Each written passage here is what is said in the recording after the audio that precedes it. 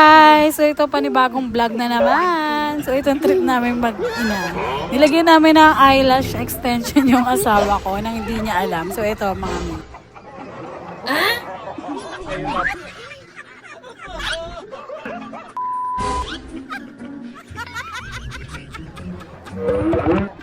A few moments later.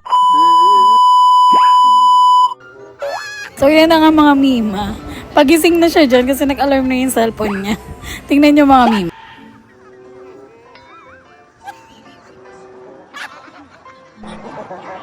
So yun mga mima, hindi niya alam may eyelash extension siya mga mima sir. Pero nararamdaman niya.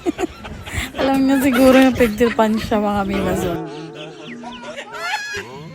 Hindi ko na na-video mga mima sir yung pagising niya talaga mismo. Pero nakakatawa talaga promise. Yun lang. Thank you!